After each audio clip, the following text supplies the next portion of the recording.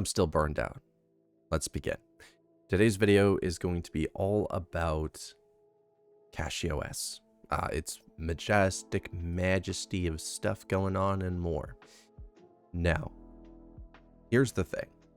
I'm going to try to make this as big as I can by also making me... oh, no, it's not supposed to happen. You're supposed to hold shift and it's supposed to just shrink you, but it didn't do its thing. We're going to try to go into as much detail as we can without goofing around, without getting sidetracked on what CachyOS is, what it offers you, and what to do during the installation. I like how it detects my NVIDIA driver. That's nice. CachyOS is built for Arch Linux. Okay? Plain and simple. It comes with one of the most optimized kernels you will ever find in Linux. And the reason that it is so optimized is because of the patches that go into it. We're going to cover those patches before we even get started. There is AES crypto. So this patch uses hardware acceleration. 1 second. Let me actually just capture this application window for the virtual machine because I want to make sure you guys have the best view of this possible. Okay. So again, AES crypto. This patch uses hardware acceleration through advanced instruction sets like AVX2, AVX512, and AVX10.1 to speed up encryption processes. This is particularly beneficial for applications that rely heavily on encryption, such as VPNs, secure communications, making them faster and more efficient. It's a good one. And we got a lot of these to go through. So AMD P-State. By optimizing the power management P-states of AMD's processors, this patch ensures that the CPU can dynamically adjust the performance and power consumption based on the current workload. This leads to better performance during intense tasks and improved power efficiency during lighter tasks. This is one of the things that Linux does way better than Windows, is prioritizing power management states and multitasking. Where it tends to fall apart, and I found this out yesterday, because I was going to do a video on the games that run slower on Linux than Windows. There's a lot of it, and the problem is I'm trying to record the video on this and it just won't let me because it knows I'm out to murder it. But we're sticking with Linux because it's Linux and I love Linux more than I like Windows. So simple as that. So the AMD P-State thing is super important. The main issue where Linux falls apart is IPC intensive games and applications. That's unfortunate. That's something they need to work on. BBR3. So the BBR version 3 algorithm from Google improves TPC congestion control by adjusting data packets are sent over the network. This aims to maximize throughput while minimizing latency, resulting in faster and more reliable internet connections, which is true. Here's the thing. On a heroic game launcher, when I'm downloading, let's say Cyberpunk, I'm always between 100 megabytes per second. No, you did not just see my hand do that. My webcam automatically reacts to hand movements and AI stuff. And it jumps between 100 megabytes a second to 246 megabytes a second. Okay, that's solid. It goes through a period of time where it just stays up. On Windows, it drops as low as 8 megabytes a second, goes up to 36, up to 56, down and up and down and up and down and up, and doesn't matter what NIC I use. I could use a 10 gig NIC, I could use a dedicated one. It does not matter. It will be the most up and down thing you can ever possibly imagine, which I found out yesterday. It took me 10 minutes to install Cyberpunk, when usually on Linux, it only takes me about 4 minutes. Get your shit together, Windows. On to the next one, BFQ and MQ Deadline. These are I/O schedulers that manage how read and write operations are performed on storage devices. It's all you really need to know. They prioritize interactive tasks and reduces latency by organizing requests based on their deadlines to ensure timely data access. Windows is snappy. I'm saying it. It is. It opens applications super quick. But the read and write speeds tests I did on Windows would never max out my NVMe. It didn't even come close. Linux maxed it out at 7.4 gigabytes per second. Okay? And 6.9 gigabits per second writes. That's what my NVMe is rated for. Windows undercut that by a lot because it has more tasks running in the background, which unfortunately bog down the OS, where Linux is able to prioritize things because of these patches. Catch up, Windows. Alright, so there's a patch called Cachy. This patch includes various enhancements to the scheduler, which is responsible for allocating CPU resources to running processes. Learn something, Windows. By improving how tasks are prioritized and managed, the system becomes more responsive and efficient, practically under heavy multitasking scenarios. Grim, or Greem, I don't know how to say his name, he runs the new Rayojinx. He was installing Fortnite with the Epic client, okay? And it would completely bog down his system. He hated that. And he was running on an NVMe as well for that. So this wouldn't happen on Linux. This wouldn't happen on CachyOS. So that's another big win.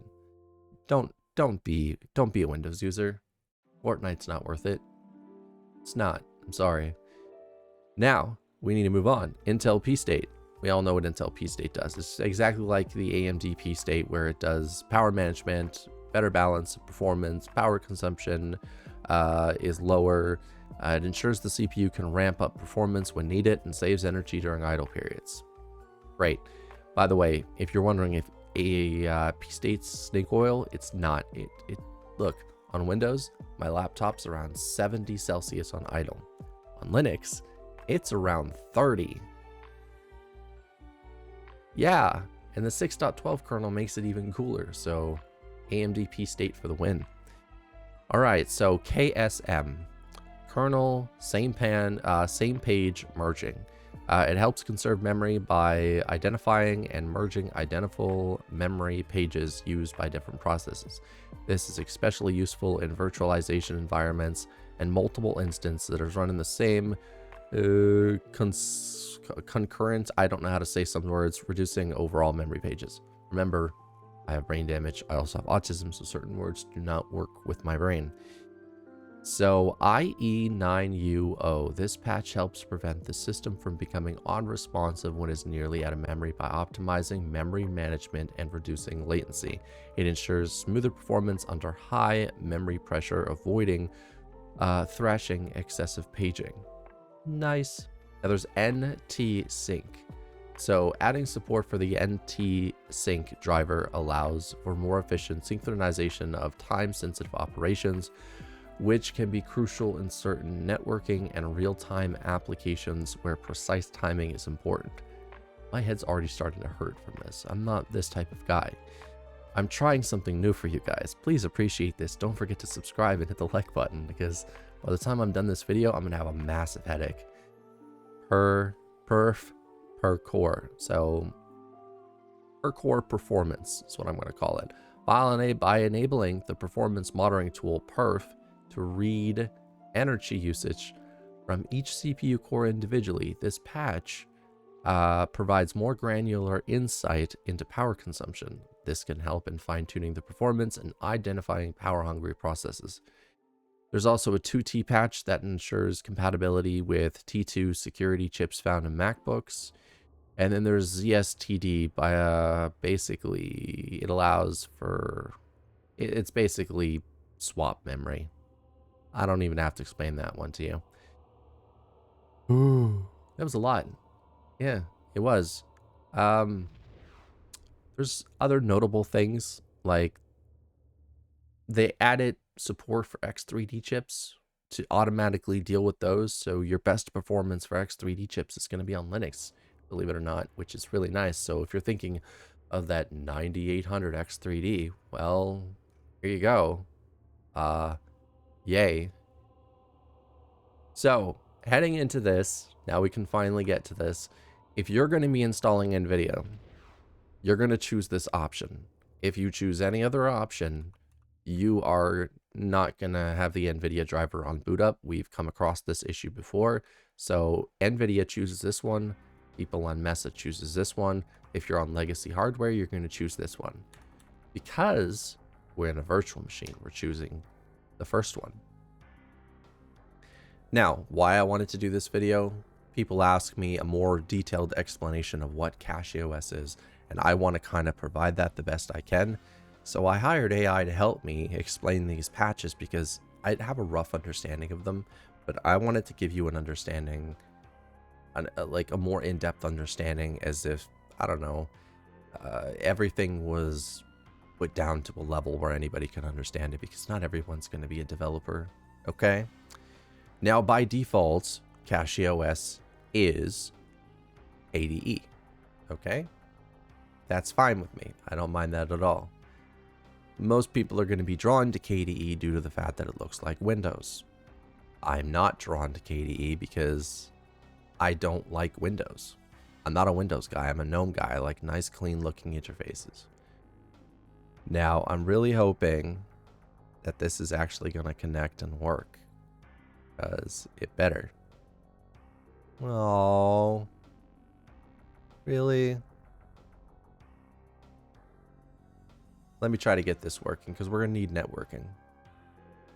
Well, I got the internet to work.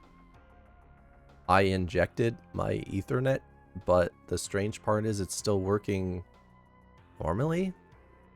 I don't know. So, again, this is the hello welcome screen. You'll also get this after install, and there's a README, a forum, get involved, development software, release info, wiki, and so on and so forth. And you can choose to launch it to start or not to. There you go. We're going to close this down, and we're going to choose Grub for this one because I'm really tired of systemd boot.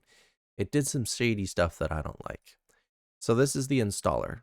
Okay, we're going to minimize this. I want you to look nice and closely at this. We're going to go through a bunch of stuff here. We're going to go through welcome, location, keyboard, partitions, desktop, packaging, users, summary, install, and finish. So we're going to hit next. Keyboard, choose your keyboard. You know how to do this. This is like any other installation. Find your language, find your keyboard type. Okay, it's got a ton of them in there. And you can also see there's this as well. So I have a generic keyboard, I guess. It's not really generic. It's very pretty though. And then this is where you'll do manual partitioning and everything like that. Now I'm going to try to help you with the manual partitioning part. It's kind of annoying and complicated, okay? So you would select your device if you're dual booting. Normally on that actual screen there itself, it will detect if you have another OS. So if you select your Windows disk, it will say install alongside, and it will allow you to drag the thing on the bottom, the bar, that will automatically let you adjust your partition size. I don't recommend installing Linux aside Windows, okay? Use a different drive, NVMEs, SSDs, they're all super cheap these days. There is no excuse, okay? There's none. You have external drives. You can do this on USB if you need to. But I will attempt to do this, okay? So we're going to go with GPT. Okay, now we got free space of 200 gigs. I'm going to create a mount point for boot EFI. And it's going to be... Where is it? It's going to be boot. But I'm also looking for MSP or ESP. Where's ESP? Do we not get to choose ESP anymore? And this is going to be FAT32, and I believe once we did that, we'll have... Where is ESP? Come on, man. I guess it's just known as boot now? Okay, I'm fine with that. And the size we're going to do is... I'm going to do about a gig, okay? Actually, a gig 24 exactly, because 1 gig is 1024 megabytes. Great. And there's your new partition right there. And if you need to, again, you can go and you can edit it. But that hopefully should be it. Now, we got a new space. Okay, we got more free space that we can edit. If you want, if you don't have very much RAM, you can do what's called a swap partition right here. Okay, that's up to you. I don't think you have to do that when it comes to CachyOS. It will handle that itself, so we're not going to do that today. What we are going to do is we're going to create a ButterFS system. Really shouldn't have changed anything like that. And we're going to set the mount point here. If you want to, you can set a separate home folder. I don't like to do that. And I know that sounds weird, but I just don't want to. So we're going to just call this root.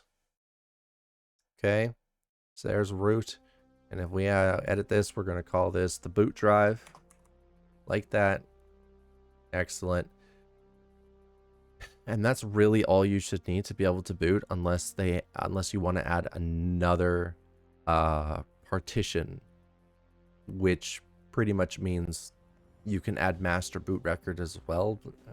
Let's stick to UEFI these days, just because. Now, this is where things get a little overwhelming. There's a lot of desktop environments that you can choose.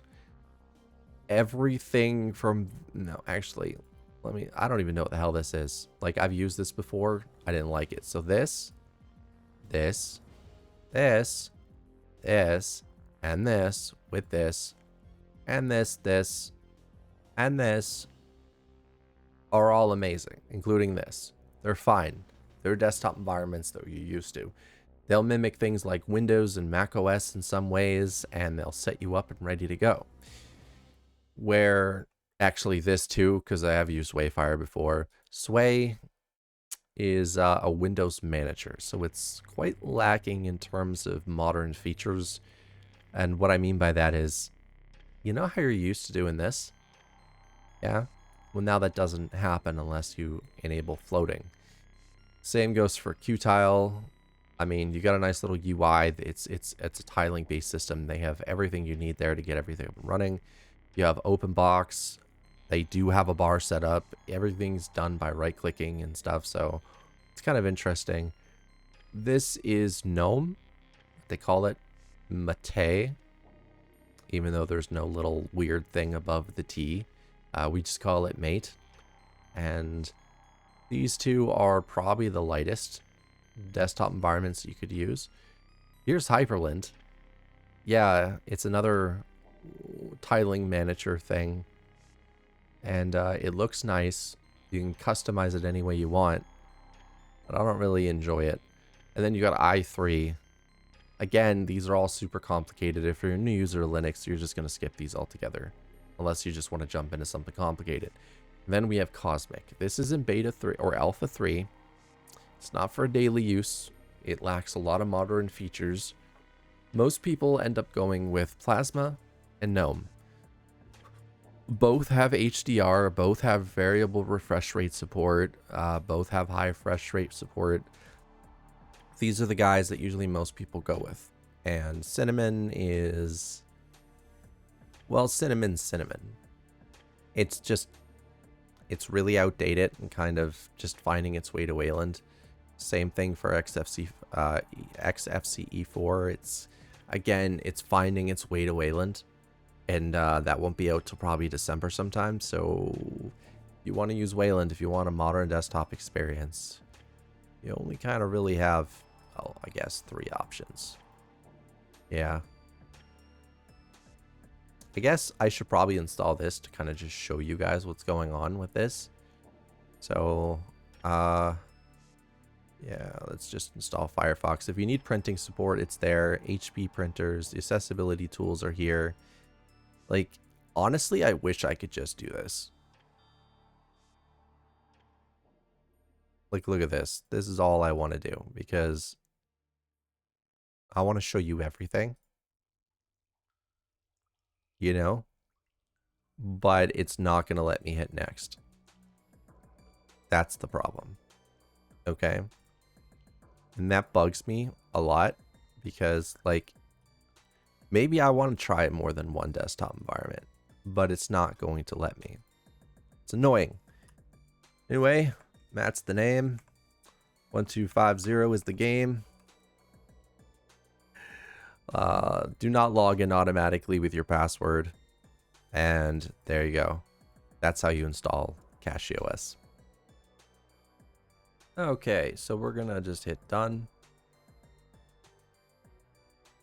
And it's automatically going to do this because, you know, I did the thing where it's like, it's going to be first in the boot list. So I need to change that real quick with you guys, which is in boot options. So now we just select this and push that. Okay. Push that down. hit apply, turn it off, hit apply, hit play, and yay, there we go. So this is your boot menu. For advanced, if you have any issues with booting, you can head in here and use the fallback. For now, we're just going to boot up normally. And this is it. There's Hyprland and systemd session. I don't know what systemd session is, so we're going to go in here and check this out. Oh, right. It's not my password. This is.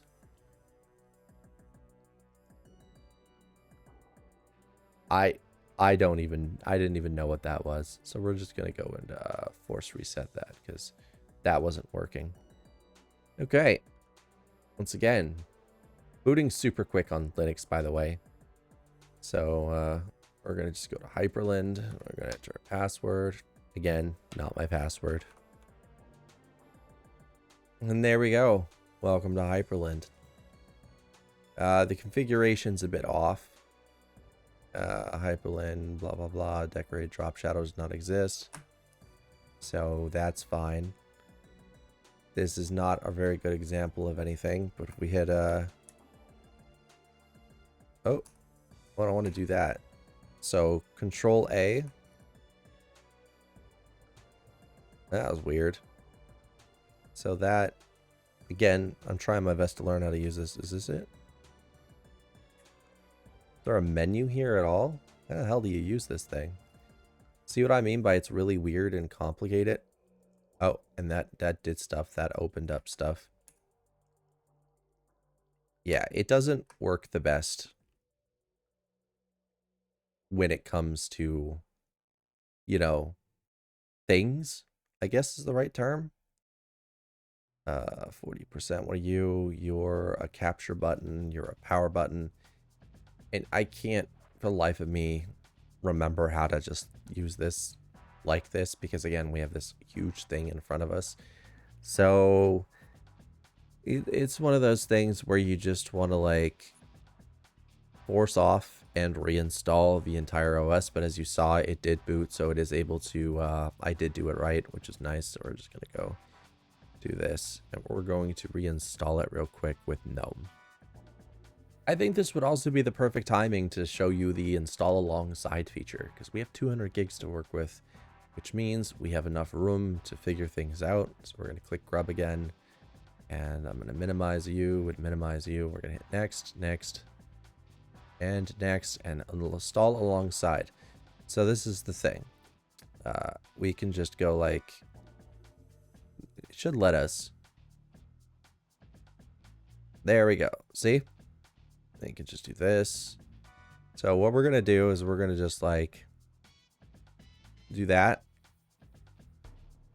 And this entire thing will now be dedicated to CachyOS. So we're going to hit next. And we're going to install the Plasma desktop version. Because as I said, we're going to go over as much of it as we can. Met and password and password and next. So there we go. We got a new version installed. I'm going to go through and I'm going to install every single desktop environment through a separate partitioned install alongside OS. Okay, so I think we have a bit of stuff here. I think I messed up and I need to actually enable the boot menu because we have a lot of installs now. So it's just I think it's F12 or something. I don't really know. Can't remember.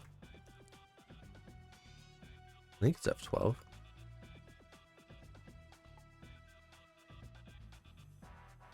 Is it delete?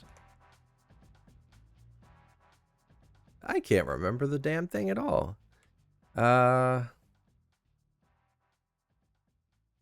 Maybe it's F11 or something. It's hard to remember what key is which.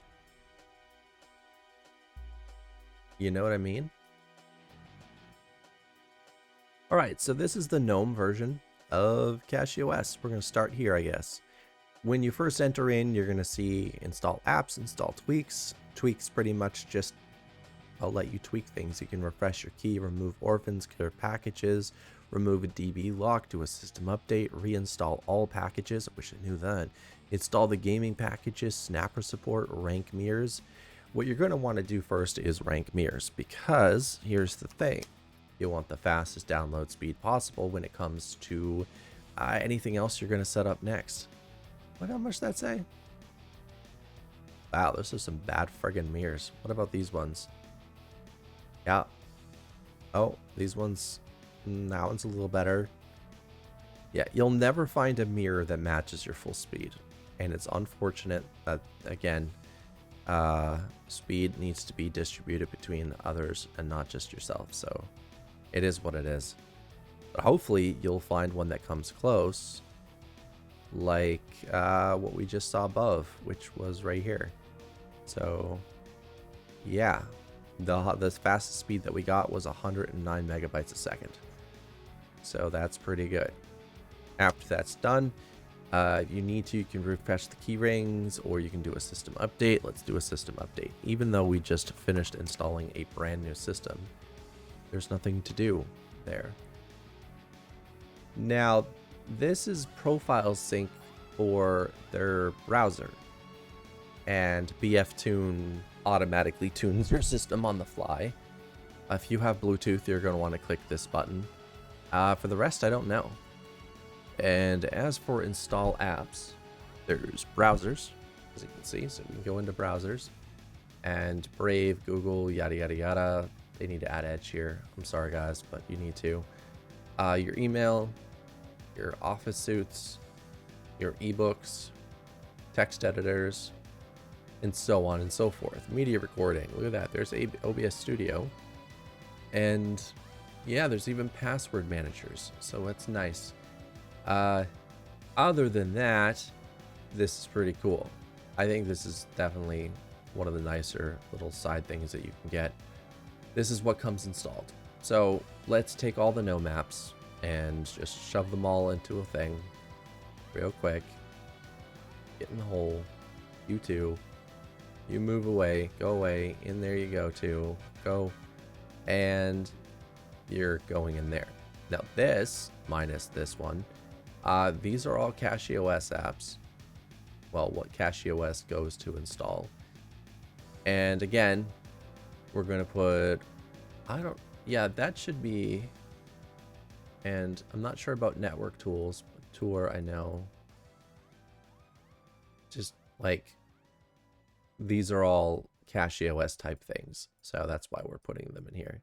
The parental control wasn't, but I slipped. This is a package manager.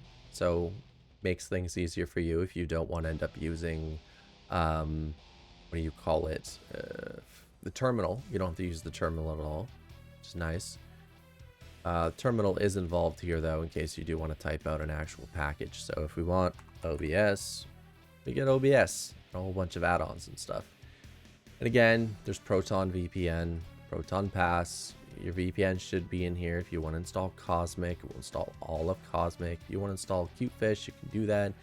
This is where you can install any desktop environment that you want right here. And this is important because think about it. You get the OS the way that you want. So if I wanted to, I can go here. I can find KDE. Just want KDE, nothing else. It won't let me have KDE. All jokes aside, you can totally just go to the terminal and type sudo pacman-s KDE. Enter your actual password. Like that. Oh, maybe it's called Plasma. Enter, yes. And there we go, we've installed KDE. I know it's a tiny ass terminal, but all I did was type sudo pacman-S Plasma. Easy, simple, simplistic. Say that we want XFCE 4, right? And then we do XFCE for goodies, okay? Because you're gonna need those. Say we want cutefish, or I don't remember anyone else. That's pretty much it. That's what I have in my brain, but we can also do Cosmic. Right? You can hit enter. Yeah, just keep doing all this and it'll do its thing. You can install every desktop environment that you totally just selected. Yeah, there we go. Look at it go. And it's done. And we're good. So now, let me show you how to use Gnome real quick if you're new to this, okay? So this is your settings right here. Gnome is very extensive in the way that it's able to be customized, even more so than KDE. I said it. Cry about it later. I have videos on how to customize both Gnome and KDE in the description below. There's a playlist you can check out. But set desktop background. We're going to do this. We could set it to dark mode. We can make it look the way that we want to make it look. It's nice if you want a dock, you can install a dock. You can do whatever you want.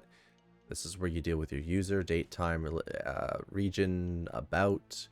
We can head up here to default applications and stuff like that, yada, yada, yada. So you have complete and utter control of what you need to do. I wish they would add default terminal support here, but they don't. So yeah, let's log out. And I'm going to show you how to switch to desktop environments. Long video today, by the way. We're nowhere near being done.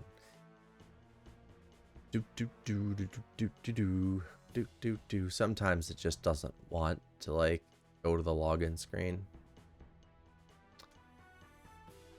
In that case, I literally just do force reset. I know it's annoying. It shouldn't happen to you. I installed a buttload of stuff. That's the reason why it did it. Because that's a lot of desktop environments. So when you click your username and you click here, you'll notice desktop, cutefish, and plasma. We're going to go with plasma. And again, the reason we're going with plasma, that is not my password, is because this is what it comes with as default. Now, it didn't install the CachyOS theming or anything, but these are your settings. Switch to dark mode here. It's extremely bloated here. Sometimes overwhelming for a new user. There's sessions. There's a bunch of other stuff here. It can really be a pain in the ass to use unless you are made of stone, which a lot of people aren't. So there's that. Applications, you got a start menu. There's your calendar. It's basically just Windows in a nutshell. You know what I mean? So brightness configuration. Turn monitor up, turn monitor down. And there's your audio. So this would be it's using this one by default. Where is Dolphin? Yeah, we'd have to install Dolphin. Dolphin is its file manager. Oh, let me guess. Let's grab terminal, I guess. Is it going to open the terminal? No. All right, let's grab terminal. We're going to do sudo Pac-Man. I know you can't see anything. Dash S console. Oh, I really don't know what this is doing. It's probably because it has no acceleration that it's causing this type of problem. And that is not my doing. Yeah, that is just something else entirely that's causing this to happen. Okay. So, console is the terminal. Dolphin is the file manager. That's not my password. I don't know how many times I'm going to say that today. And of course, if you have one of these going on, which happens quite commonly, you can do sudo remove that and then go back to your command by typing the up arrow on your keyboard. And done. So now we have the proper terminal installed. So if we type Dolphin, this is what you get. Okay? Wow. Now, I don't want to go out over much more of this. There's no need. Again, installing applications is as simple as open up Octopi and, you know, you're good to go. It does have a kernel manager right here. And I'm not sure if it has, there's no driver manager, but yeah, you can install any type of kernel you want. So you got V4 kernels and V3 kernels, so things are optimized for you here. Depending on your CPU, will automatically detect and optimize installed packages for you. I hope this was helpful. I hope this explained a lot. This is more in detail than I would normally go when it comes to a video like this. If you liked the video, subscribe.